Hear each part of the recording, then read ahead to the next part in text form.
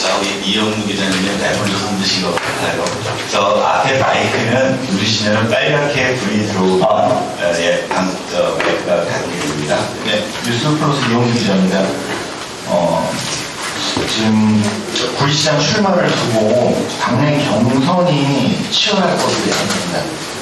어느 분께서는 오늘 기자회견에서 압도적 승리를 위해 당원들을 아우를 수 있는 당내 확장성을 전달하셨는데요. 또 과거 인터뷰에서도 같은 편이라고 해서 반드시 옳은 것은 아니다. 시정이 제대로 운영되는지를 점검하는 당의 감시와 견제의 역할이 정말 중요하다 말씀하신 것 같습니다. 그렇다면 시장이 되신 이후에도 당내 다양한 비판과 의견을 어떻게 수용하고 조율하실 계획인지, 이를 위한 구체적인 소통 방식이나 제도적 장치를 구상하고 계신지 답변 부탁드리겠습니다. 두 가지 부분으로 이해를 했습니다. 제가 출마 선언문에서 말씀드렸던 것처럼 저희 더불어민주당이 이번 지방선거에서 구리시장을 꼭 되찾아와야 하는데, 그러기 위해서는 당내 경선을 통해서 그 일을 가장 잘할 수 있는 후보를 선출해서 대표 선수로 내보내야 되고, 그 일을 제가 가장 잘 감당할 수 있다라고 이제 저는 말씀을 드렸습니다. 그건 뭐 저희 시민들이나 자기 계신 언론인들의 그들의 판단이 있으실 텐데, 아까 말씀드렸던 것처럼 4년 전에 저희가 구리시장을 빼앗겼지 않습니까? 그 빼앗긴 부분을 저희가 잘 분석해야 된다고 생각을 하는데, 결국 우리가 당의 후보로 선출한 후보에 대해서 진정한 신뢰 또는 믿음을 가지고 힘을 모을 수 있는 후보를 우리가 만들어내야 본선에서 국민의힘을 이기고 승리할 수 있다는 생각을 가지고 있고요. 그런 점에서 4년 전에는 사실 우리 당을 지지하고 또는 우리 당 소속의 시의원, 도의원, 도지사를 뽑았던 많은 당원들이 시장에 투표를 하지 못했던 그런 아픈 결과가 노정되었고, 그게 폐해로 귀결되는 일이어서 이번에는 그런 일은 없어야 되겠다라는 생각을 가지고 있습니다.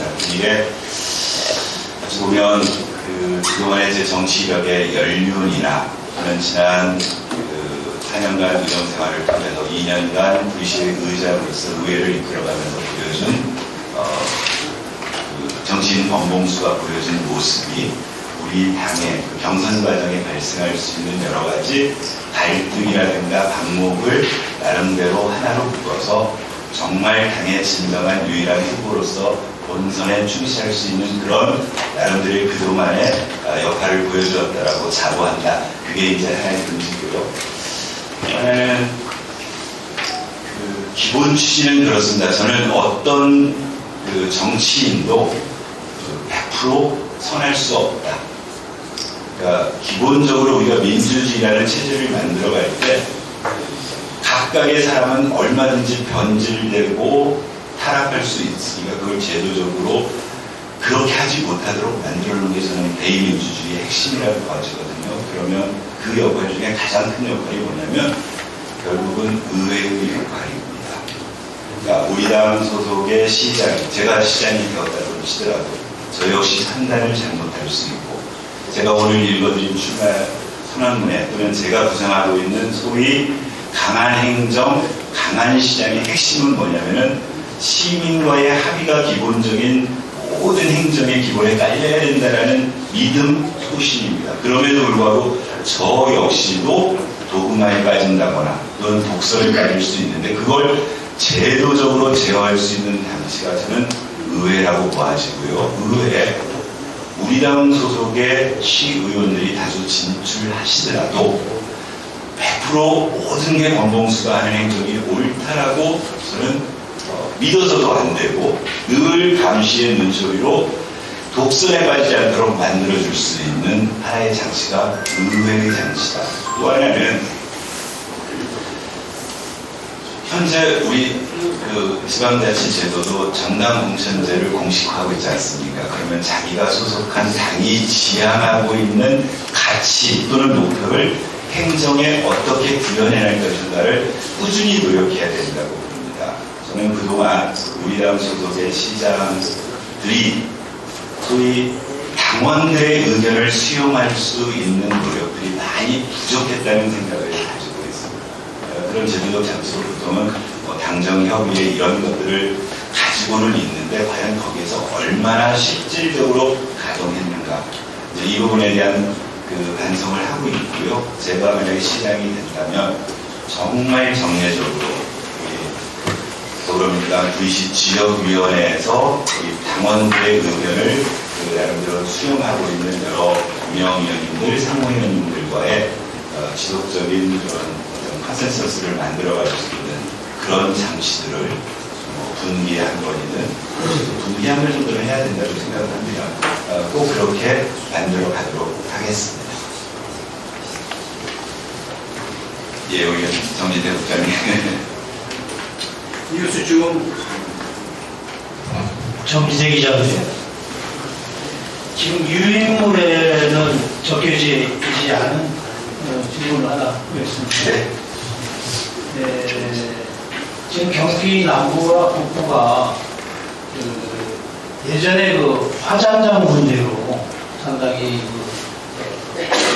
계속해서 연구를 하고 있는 걸로 알고 있는데, 경기 남부에는 수원, 화성, 용인 이쪽으로 해서 화장장이 많이 있는데, 지금 북부에는 화장장 시설이 없어요.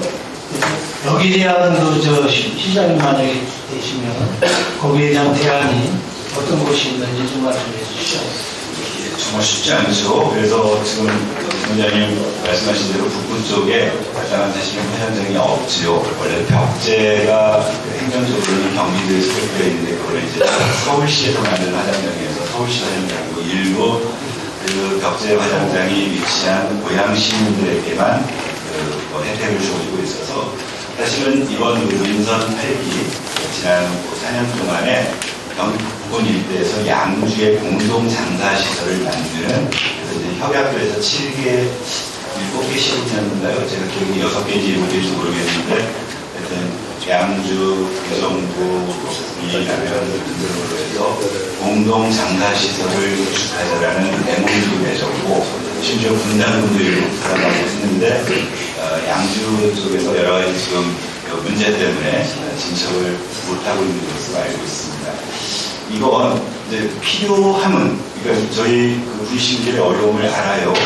돌아가시면 장례 치르려고 하면 맨먼저 하는데 화장시설 예약하는 게 문제가 일단 없으니까, 심지어 청주, 춘천 이런 쪽에다가 예약을 할 수밖에 없는 상황이었다가 겨우겨우 수원을 가거나 성남을 가거나 이렇게 해서 필요로 하는데, 그건 우리 VC에 단독으로 할 수 있는 문제는 아니고, 결국 이제 새로운 도지사 또는 새롭게 도정을 책임지는 분이 들어오시고, 새롭게 경기 북부 권역의 시장 군수들이 좀 더 적극적으로 각각의 필요에 의해서 협의를 잘 이끌어내서 그곳 해당 주민들에 대한 설득, 그리고 거기에 대한 인센티브 제공이 필요한 재원들을 분담할 수 있다면 분담해서라도 꼭 필요한 시설이라는 데서 공감하고 있고, 그건 VC 단독으로 할 수 있는 일은 아니기 때문에 북부 권역에 공동할 수 있는데 최대한 협조해서 발 맞추겠다, 이렇게 말씀드리겠습니다.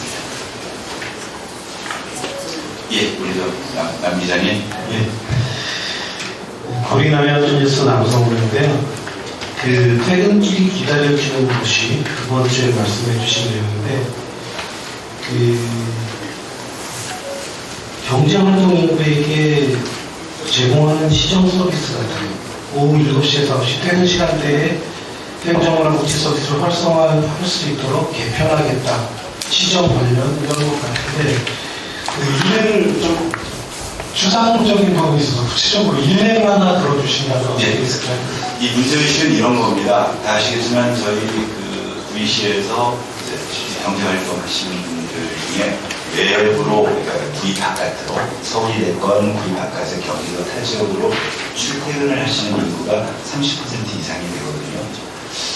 그런데 그분들에게 구리는 그야말로 그냥 와서 자고 나가는 도시일 수밖에 없습니다. 출근길 어렵게 갔다가 퇴근길 1시간 반 2시간씩 걸려가지고 퇴근하고 돌아오면 이미 여러 가지 복지 서비스, 문화 서비스, 행정 서비스는 공무원들의 라이프 사이클에 맞춰가지고 6시가 되면 모든 게 아웃되어 버리고, 들어오게 되면 그냥 집에 와서 씻고 자고 다시 다음날 일어나서 가는.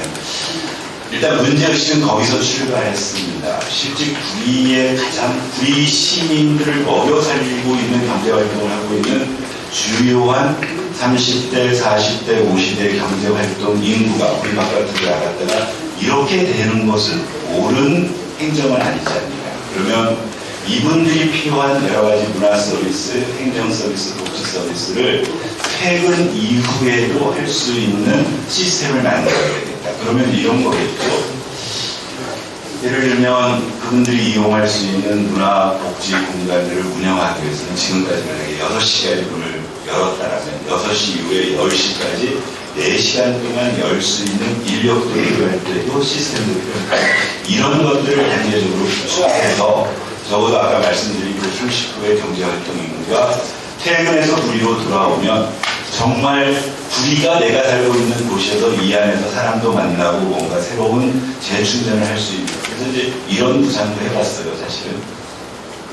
어떤 구상도 해봤냐면, 부시장의 근무 시간을 유연 근무제로 바꿔서 저는 시장이 되면 9시에 출근해서 6시까지 퇴근하는 정상적인 주간 행정 업무 담당자가 되고, 부시장은 오히려 점심때 출근해서 저녁 10시에 퇴근하는 이런 방식으로 행정의 공백을 없애고 그런 혼수를 타워가 존재한다면, 그래서 이제 뭐 저는 부시장을 배치하는 방법도 생각해봤고, 예를 들면 현직 시장 같은 경우에도 정책보좌관이라고 해서 임기제 공무원을 별도로 고용을 하고 있는데 그 임기제 공무원이 하고 있는 정책보좌관의 역할이 거의 없어요. 그렇다면 만약에 그 정규직 공무원인 부시장을 야간에 업무를 총괄하는 책임자로 근무하는 게 물리적으로 여러 가지 어렵다면 정책보좌관, 야간 시장 업무를 대행할 수 있는 정책보좌관을 채용해서라도 그렇게 배치할 필요도 있겠다.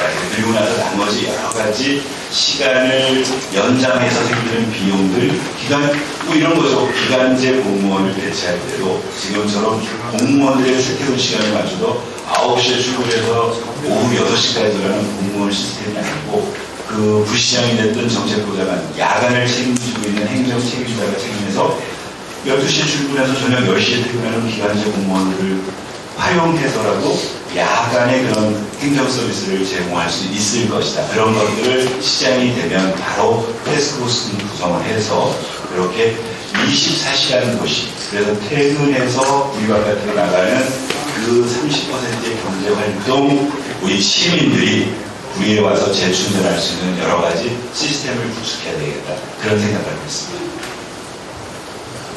예, 우리 김영호 기자님. 경원일보의 홍민호 기자입니다. GTX 노선의 구리 발매 정차가 계속 추진했었는데 의회에서도 계속 좀 치고 했었는데 잘 안 됐는데 시장님이 되신 다음에 이거를 뭐 뉴스가 몇 개월씩은 선거인데 몇 개월 뒤에 예를 들어 시장이 되더라고요. 그걸 어떤 보관으로 어떤 방법으로 이거를 정차시킬 수 있는지 하나 말씀해 주시고요. 또 하나는 지금 그 갈매를 보면 살짝 나왔는데 갈매 보면 이제 상권이라고 해야 되나요? 도시 지원 시설의 지금 식사센터 거의 공동화 시설이라고 상당히 심각한데 이게 민간이라서 많이 사실은 개입하자가 마땅치가 않은데 이게 보면은 임대료나 업종 운영 관리해서 상권을 활성화시키겠다 이런 이제 그 내용을 이제 녹여놓은 것 같습니다. 그리고 어떻게 해서 구체적으로 이렇게 활성화시킬 수 있는지 여기 궁금한데 이것도 좀 알려 주시고 바라겠습니다. 예, 일단 두 가지 부분이겠네요. 하나는 GTX와 관련된 거는 지금 GTX는 어디까지 와 있는 거냐면은 발매역 정차와 관련해서 지금 시가 할 수 있는 여러 가지 일들, 개혁이 할 수 있는 일들 등등을 추진해왔고 작년 연말에 그러니까 발매역에 정차하기 위한 타당성 조사를 구시가 해서 제출하고 국토부에 그래서 충분히 발매역 정차해도 법적 경제적 이유가 타당하다고 했더니 국토부에서 그걸 그 용역을 검증하는 용역을 한번 해다오. 그래서 철도공단에서 구시가 돈을 대고 철도공단에 그 용역을 맡겼는데 그 용역 결과가 부정적으로 나온 거거든요. 지금 현재 상태가 그렇습니다. 부정적으로 나왔다는 게 대표적으로 일단 그 국토부 지침이 4km를 최소 거리로 하고 있는데 현재 구리역 갈매역하고 별내역이 1.5km밖에 되지 않아서 이 부분이 충족하지 않다. 또는 갈매역의 정차함으로 인해서 이웃한 별내역이라든가 다른 역에 수입이 감소되기로 인한 이런 여러 가지 문제들이 있는데 핵심은 그래서 현재는 부정적이다라는 그 검증 용역 결과가 나와 있는데 다만 단서조항에 뭐가 있냐면은 향후에 여건이 변경되면 여러 가지 다시 얘기를 해볼 수 있는 여지가 있다라는 게 그 국토부에서 구리시로 내려준 공문의 내용입니다. 제 입장에서는 일단 두 가지 부분이 그 향후의 얘기를 이끌어갈 수 있는 좋은 그 대안이라고 하는 게 갈매 역세권보다 더 눈앞으로 와 있고요. 또 하나는 태릉지구 개발과 관련된 부분, 즉 갈매역에 소요되는 부분들에 대한 기본적인 우리 측의 주장, 우리시의 주장, 갈매역 정차의 타당성을 주장할 수 있는 논거들이 생겨나니까 일단 시작이 되고 나면 일단 국토부, 철도공단, 그 다음에 민자사업자와 보다 적극적으로 좀 대응을 해보겠다. 거기에는 가장 보내고 국장 보내는 정도가 아니고 필요하다면 제가 정말 매일 국토부로 가서 국토부 연관 면담을 하더라도 또는 민자사업자의 주 최고 결정권자를 제가 가서 만나더라도 보다 적극적으로 왜 우리 갈매역의 GTX-B가 정차되는가에 대한 그 악유를 좀 하고요. 또 하나는 아쉬움은 이런 겁니다. 아시겠지만 이런 국가적인 나름대로의 프로세스 과정에 국회의원이 가지는 역할이 큰데 그동안 우리 시에서는 국회의원님께 별로 부탁을 잘 못해요. 당이 다르다는 이유로. 그런데 저는 우리 윤호정 장관님께 보다 더 적극적으로 좀 중간에 역할이라든가 이런 것들을 부탁을 드려서 시작을 할 수 있는 일을 해가지고 아까 그 바뀐 여건으로 한번 추진해 볼 수 있겠다. 이게 제 보관이고요. 또 하나는 그러니까 기자님 말씀하셨던 것처럼 이제 우리 갈매지구에 지산센터, 지식산업센터라고 해서 자료시설이 들어와 있는데 지금 그 현황이 녹록치 않습니다. 그런데 그건 비단 우리 지역만의 문제가 아니고 다 아시겠지만 당초에 이제 국가가 LH를 통해서 토지 개발을 하게 되면 옛날에는 아파트형 공장이라고 해서 거기에 무슨 자족시설이라는 이름으로 생산시설 그런 공간들을 만들어 놨고 그게 지식산업센터라는 이름으로 바뀌어 있는데 이웃한 다산지구든 그런 강건도에 있는 하남의 미사지구든 공이 우리 갈매하고 비슷합니다. 그러니까 공급은 어마무시하게 많이 해놨죠. LH가 자신들의 사업성을 위해서 거기에 지산센터 양을 엄청나게 많이 해놓고 광고해가지고 분양 다 해서 거기서는 돈 떼갔는데 막상 그 시설에 들어와야 될 여러 가지 사업체들 자체는 지금 경기 침체라든가 경기 구조의 변화에 따라서 제대로 수용을 못하고 있다. 이제 이런 점에 대해서는 문제의식을 같이 하고 있고요. 그리고 이제 아까 제가 말씀드린 핵심이 뭐였냐면 갈매 역세권에도 일단 비슷한 현상이 생길 수 있을 것이다. 이미 갈매 역세권 택지개발 사업할 때 자족시설 부지가 확정되어졌고 LH에는 적당한 사업자가 나오면 거기에 똑같은 방식으로 지산센터를 분양해서 또 짓고 있는 그런 사업이 반복될 텐데 이 부분에 대해서는 우리 시장으로서의 역할을 좀 해야 되겠다. 그러니까 거의 갈매 역세권 지구하고 지금 기존의 갈매 지구는 연접해가지고 딱 붙어 있는데 똑같은 양을 또 공급해가지고 되지 않으니 이런 부분들에 대한 관여도 한번 해야 되겠다. 그리고 오히려 갈매 역세권에 생기는 인구 압을 갈매 기존 지구의 인구하고 연결시켜서 사건을 좀 해야 되겠다. 이 부분은 어디하고 연결되냐면 똑같은 내용이 토평 2지구에도 똑같이 들어옵니다. 토평 2지구도 어차피 공공주택지구로 국토부에서 시작한 사업을 LH가 시공을 할 텐데요. LH 입장에서는 똑같이 자족시설 부지 지어놓고 민간에다가 비싼 값에 팔아제끼고 그러고 빠져나가면 끝입니다. 그런데 그것도 나중에 우리가 똑같이 감당을 해야 돼요. 그래서 제가 아까 마이스터 이야기라든가 이런 것들을 한 건 보다 적극적으로 요 공공토평 2지구 사업에 있어서는 일단 구리에 필요한 방식으로 국토부나 LH에 우리의 의견을 피력하자. 제가 그리는 구리시 앞으로 모습은 이런 겁니다.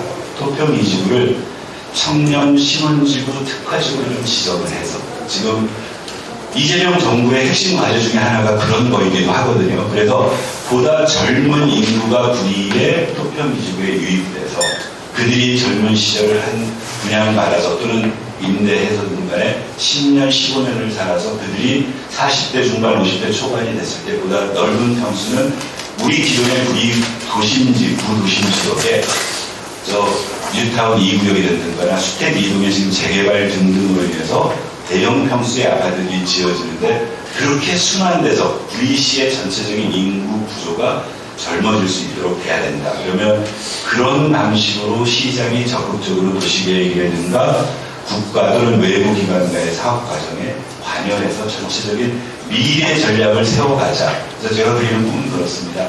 토평 2지구와 발매 역세권은 보다 젊은 세대가 들어와서 처음에 랜딩할 수 있는 구조를 만들어주고 이들이 보다 안정적이 돼가지고 중년이 되면 기존의 도심 지역에 있는 재개발지구로 넓은 곳으로 들어와서 그야말로 노장층이 같이 어우러져서 적합하게 젊은 도시의 역할을 할 수 있는 구리시를 만들어 가자. 그게 미래형 개념입니다. 예. 연관된 질문 같은데요. TV의 손양 기자입니다. 먼저 그 시민 찬양 토론 미팅이나 주요 유튜브 생중계 공약을 보니까 마치 지금 현 정부의 국정 운영 시스템과 비슷한 것 같아서 공감이 되고요. 지금 그 인간 신도시 지식산업센터에 관련해서 지식산업센터에 관한 것은 지금 설명을 잘 들었고요. 현장에 가보시면 알겠지만 그 지식산업센터 자체도 문제이지만 거기나 기숙사는 어느 정도 그래도 입주가 된 상태인데 오피스텔 지식센터 말고 또 오피스텔 단지가 있거든요. 1층 상가가 거의 한 그 지역으로 보면 한 70% 정도 공실입니다. 대도시, 대도변은 약간 입주가 있지만 안으로 이제 이면도로에 가면 그 오피스텔 1층 상가나 그 지식산업센터 상가는 거의 문을 연 데가 없어요. 다 분양이 됐겠지만 입주를 안 한 거겠죠. 그래서 이미 그건 이제 상업시설이 포함됐다는 증거잖아요. 네. 그래서 이제 어떤 특화 사업을 해야지 이게 이제 지금 해결이 될 텐데, 보니까 지금 공약 중에서 지식산업 창업 공간 확보를 말씀하셨어요. 네. 새로 뭐 만들 게 없다고 생각해요. 예. 성동구처럼 네. 노화된 생산시설을 훌륭하게 개발을 시켰는데 그 지금 1층 상가 공실을 직접 가서 보시고 새로운 어떤 공약을 접목시킬까를 한번 고민해 주셨으면 뭐 이 자리에 답변 안 하셨습니다. 예, 그렇게 하겠습니다. 제가 아까 그 설문 중에 하나가 공실이라는 표현을 썼거든요. 똑같은 문제의식입니다. 그러니까 사실은 지금 지난센터 문제가 됐든 오피스텔의 상업시설 문제가 됐건 지금 저희는 자본주의 경제에 살고 있어요. 사회주의에 살고 있지는 않아요. 그건 각각의 나름대로의 자본주의적 논리 체계 속에서 소위 분양한 사람, 분양을 받은 사람들의 계산착오 또는 미래 전략에 대한 실패여서 공공이 100% 그걸 어떻게 책임질 수 있는 마땅한 부분은 없는데 그럼에도 불구하고 틈새 공공이 할 수 있는 일이 무엇일까에 대한 고민 중에 하나가 그런 부분들을 공공이 그 공시를 활용할 수 있는 여러 가지 전략적 문제를 좀 만들어 가자. 근데 그건 최대한 발매뿐만이 아니고 향후에 구도심 지역에 있는 우리 그냥 업무용 시설에 있어서도 개인 업무 시설도 지금 거의 상가들 기울이고 하는데 이 부분들을 최대한 공공이 활용할 수 있는 방안 이런 것들에 대해서 고민하겠습니다. 특히 한마디 더 치면 관련 지역은 직접 근거리 있거든요. 그래서 아무래도 특화산업이나 틈새 시장을 노려서 구상을 해주셨으면 좋겠습니다. 예, 그렇게 하겠습니다. 저는 그 지역이 가지고 있는 여러 가지 특성이 있고 당초에 오피스텔을 거기에 배치한 것 중에 하나도 하루선이 개통되고 GTX-B가 개통되면 출근하는 여러 인원들이 이런 것까지를 다 예측했는데 지금 결과적으로 GTX-B가 계속 눌러있고 이제 이런 역할이 있기 때문에 그럼에도 불구하고 말씀하셨으면서 공공 쪽에서 이렇게 그 배액의 차질로 인해서 공실된 구조적인 문제를 어떻게 완화시킬 수 있을까에 대해서는 제가 시장이 된다면 적극적으로 접근하겠습니다. 의회에 있어 보니까 공무원들하고 얘기하면 여러 가지 제도적 문제들도 있어요. 공공에서 하게 되는데 공유재산법이라든가 뭐 이런 등등에 의해서 이거 어렵습니다. 필요하다면 우리 국회의원님께 부탁해서 공유재산법을 뭐 바꾸는 한이 있어도 그런 것들을 궁금해할 수 있는 일을 찾아내서 하겠습니다. 송등부를 보니까 특별 지원조례 같은 거에서 해결되더라고요. 예, 그러니까 조례로 할 수 있는 일이면 조례로 하고요. 법이 허락하지 않아서 법적으로 어렵다고 공무원들이 얘기하면 그런 허들은 없애줘야 공무원들이 일을 할 수 있으니까 하겠습니다. 제가 몇 번 떠들었는데 못 드렸습니다. 그래서 수로건설 팀입니다. 저 여기 카톡에 보면 구리시형 5인 동호회 지원을 시작하겠습니다. 이때는 지금 민주당에서 정책인가요? 아니면 민주당의 정책을 특별히 아직 민주당에서 이런 방식의 정책은 아니고요. 이제 선점해보니까 아까 그런 문제의식입니다. 왜냐하면 제가 거기 선언문에도 썼다시피 이제 낮에 뒤에 계시는 분들, 그러니까 중장년층들은 예를 들면 아파트 커뮤니티가 됐든 뭐 생활지역 커뮤니티가 됐든 등등의 커뮤니티 활동을 통해서 나름대로 정주식을 갖고 살아요. 그런데 아까 밖으로 출근하시는 분들 또는 바깥쪽의 근거를 가지고 있는 우리 청년들 같은 경우에는 그런 커뮤니티 개념 정주의식 자체를 만들어줄 수 있는 제도 장치가 없어요. 그래서 이제 거기를 조금 더 보다 적극적으로 지원할 수 있는 게 혼자 어려우니 예를 들면 친한 학교 동창들 선후배들끼리 5명 모여서 우리 볼링 쳐도 좋다. 또는 저녁에 맛있는 뭐 스시집 찾아가도 좋다. 그런 동호회를 어떤 동호회라도 만들면 최소 경비 지원하자. 또 흔히 공공에서 지원을 하면요 성과 내놓으라고 하지 않습니까? 보고서 쓰라고 하고 무슨 저 계산서 붙이라고 하고 그런 것들 최소화시켜서 성과를 요구하는 게 아니고 5명이 모여서 이 지역에서 활동하는 것만으로도 저희 그 시책에 충분한 효과가 나오니 다른 거 보고서 쓰시지도 말고 모였을 때 인증사진 하나 찍고 동영상으로 릴스 찍어서 아까 저희의 그 시스템 만들게 되면 그 시스템에다가 올려주면 오케이. 그러면 이제 금액 이사 예산 범위 내에서 해야 되겠죠. 그런 취지로 만들었죠. 아니, 저는 이걸 보면서 굉장히 좋다 이런 생각이 들었어요. 그리고 여기 지금 부도심 공시를 활용한 액티브 시니어 건설 만들겠다. 이것도 상당히 좋은데 제가 개인 생각은 이렇게 동호회를 한 거를 정책적으로 물려주면서 이 부분하고 같이 연결하시면 일자리도 나오고요. 또 공실의 문제도 일부 해결이 될 수가 있어요. 그래서 저는 너무 개발만 위주로 하는 시장보다는 거기에 내적으로 이렇게 이런 걸 알차게 하면서 정책적으로 연결해서 하시면 굉장히 큰 어떤 효과가 될 수 있어요. 저를 뽑아주시면 그런 시장이 될 것 같습니다. 제가 이제 제 개인적으로 말씀드리는 거고 이걸 정말 좋은 정책이다. 그런 생각이 들거든요. 예, 알겠습니다. 우리 기자님 말씀하신 대로 저는 이걸 좀 분리해서 생각을 했었어요. 이쪽은 주로 청년 또는 출근하시는 분들의 정주의식을 좀 함양하고 지원의 활동을 좀 견인해내자는 측면이었고 아까 공시를 활용한 그 60, 70대의 그런 거점을 다른 거였는데 그것 자체도 접목할 수 있으면 네, 그렇게 하도록 하겠습니다. 우리 최은희 기자님 처음부터 손들으셨는데 계속 손을 기회를 안 주시네요. 오늘 말씀하신 것 중에 몇 가지만 여쭐게요.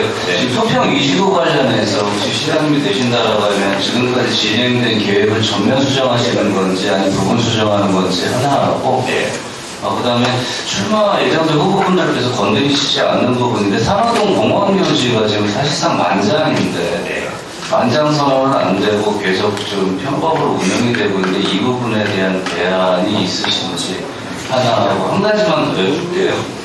그 다음에 지금 시정에 대해서 의회 의견이 무시됐다, 그 다음에 시정이 실패했다 이런 말씀을 하셨는데 결국 의회 전방위 의장을 지내셨던 입장에서 보면 이게 사실 시정의 한 축이라고 볼 수 있거든요. 그럼 의회가 무시당하는 것에 대해서 저지하지 못했던 책임이나 아니면 시정이 실패했다라는 이 부분에 대해서 그렇게 자유롭다라고 말씀하실 수 있는 사안은 아니다라고 생각이 해서 어떤 의견이신지 궁금합니다. 네. 거꾸로 올라갈까요? 동의합니다. 그러니까 저는 백경현 시장의 시정을 실패했다라고 하면 거기에 일부 책임은 저에게 있습니다. 왜 그러냐면 아까 말씀드렸던 것처럼 중앙정부건 지방정부건 지방의 지금 우리나라 민주주의 시스템적으로 볼 때 행정력을 가진 시장과 그걸 승인하고 감독하고 또는 예산을 승인하는 의회가 나름대로의 책임을 공유해야 되기 때문에 백경현 시장이 실패한 부분에 대해서는 부대의회 의원으로서 또는 전방위 의장으로서 저희 책임이 있다고 동의합니다. 다만 이제 그 부분에 대해서는 그동안 쭉 의회를 모니터링 하시고 제가 전방위 의장을 할 때 여러 가지 시와의 대척점 섰던 문제를 최기자님도 잘 아시니까 그래서 의회가 할 수 있는 것들에 대해서는 발버둥을 쳤는데 기본적으로 아까 그래서 제가 처음 이영돈 기자님 물어보셨을 때 기본적인 지방자치가 민주주의 행정에 대한 기본적 철학이나 자기 가치관이 존재하지 해야 된다는 생각을 가지고 있어요.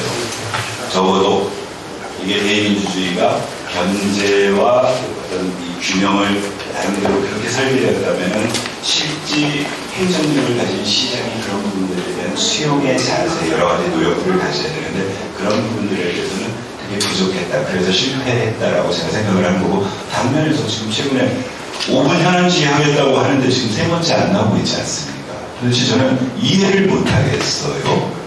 시민들에게 보다 가장 내가 가지고 있는 부분들을 적극적으로 표현할 수 있는 것이 의회라는 공간이고 그렇게 제도를 만들어 주셨는데 나와서 GTX-B와 관련해서 얘기를 하자고 그러는데 지금 안 나오고 계세요. 근데 뭐 이런 것들에 대한 비판입니다. 두 번째 질문하신 게 묘지에 관한 문제죠. 만장되고 있고요. 다만 지금 이제 그나마 옛날 이렇게 도로처럼 사용하던 공간을 노역으로 확장하고 그 부분에 대한 추가적인 수요를 만들어냈고 또 하나는 조례를 수정하면서 그 묘소 한 기당 면적 자체를 좀 줄여서 지금 개장을 한다거나 또는 그 기간이 도가에서 서로 개장하는 그런 공간이 한 기를 흘리면 2기가 나올 정도의 그런 여력으로 버텨가고 있습니다. 두 가지겠어요. 그 전에 이미 전전임 시장 시절부터 그 현재의 시립묘지 인근의 종합적인 장사와 관련된 그런 공원 계획들이 좀 있었고 이런 부분들이 있었는데 저는 백경현 시장 시절에 그 부분에 대해서는 전혀 집행기관에서 여러 가지 액션도 없었고 진척도 없었습니다. 시장이 되면 한번 살펴보겠습니다. 그 계획에 대해서. 그러니까 그전에 세워졌던 그 부분을 수목관을 만들고 등등의 여러 가지 종합 개발 계획이 법적으로 타당한지 그게 혹시 그 전에 얘기했던 특혜성 문제가 아닌지 구리시의 장기 전략에 맞는 있는지 왜냐하면 지금 장내 문화에 대한 어떤 시민들의 인식도 바뀌어서 여러 가지 바뀌고 있어서 살펴서 한번 하겠습니다. 그 다음에 첫 번째 질문 나누셨잖아요. 첫 번째 질문이 뭐였죠? 제가 기억하고 있습니다. 토평이죠. 토평이죠. 네. 토평이즘은 구리시가 전면 개정할 아무 여력 없습니다. 이미 이제 아까 말씀드렸던 것처럼 사실 하려고 했으면 국토부에서 처음 협의를 해올 때 공공주택지구로 택지지구로 개발을 해온다고 할 때 보다 적극적으로 우리 구리시가 가지고 있는 발전 전략에 대해서 한 거를 하든 또는 제한적으로 제한을 해서 그 부분에 수용을 했어야 되는데 이미 그 단계는 지났고요. 이미 택지지구 시장이 12월 달에 끝났지 않습니까? 그러면 이제 그 개발 계획을 세우는 단계, LH가 추가될 텐데 그 과정에 우리 구리시의 생각들이 반영될 수 있는 대표적으로 아까 자족시설에 무엇을 앉히느냐 또는 전체적인 그림 속에 구리시가 요구하는 어떤 시설을 안치느냐는 이제 국토부나 LH하고 올 한 해 동안 또는 내년 상반기까지 한 1년 동안 치열하게 협상하고 다퉈서 우리 시민에게 유리한 방식의 시설을 안치고 개발을 하는 것이 시장의 책무라고 생각을 하고 있고요. 이제 그랬을 때 여러 가지 우리 국회의원님도 공약하시고 그전 우리 다 공약하고 하는 것 중에 하나가 거기에 자동시설에 AI 관련 시설을 안치겠다 또는 뭘 안치겠다. 현시장은 거기에 공설운동장을 만들겠다 등등 이런 부분인데 저는 아까 출마산업문에서 얘기했던 것 중에 하나가 거기에 입주하는 당초 18,500세대였다가 지금 22,000세대라고 얘기를 하는데 약 4만 5천 명의 인구만 중요한 게 아니고 거기가 현재 구리에 살고 있는 19만 구리 시민들이 앞으로 어떤 그로 인한 파급 효과를 얻을 것인가에 대한 고민을 시작을 해야 된다고 생각을 하는 겁니다. 그래서 아까 제가 말씀드린 것 중에 하나가 구리가 사람이 찾아오는 도시를 만들자. 면적이 좁아서 공장시설 못 들어옵니다. 여러 가지 규제 때문에 생산적인 기업도시 못 됩니다. 그러면 우리는 어떻게 살아야 되느냐? 구리에 보다 많은 사람이 오셔서 기존에 식당 하시던 분, 가게 하시던 분, 그분들의 영업력을 키워줄 수 있는 방향으로 가는데 그 중에 하나가 제가 아까 썼던 마이스 전략이었습니다. 또는 이지구 그 지역에 소위 우리 시가 주장하고 있는 그게 반이주가 될지 민간 합동이 될지 민이 될지는 이후에 시장에 당선되면 여러 가지를 검토해 보겠지만 그래서 중소규모의 컨벤션 센터를 도입을 해서 코엑스나 킨텍스 쪽에서 대형으로 가져가는 건 말고 중소규모의 학회라든가 왜냐면 우리 교통 좋거든요.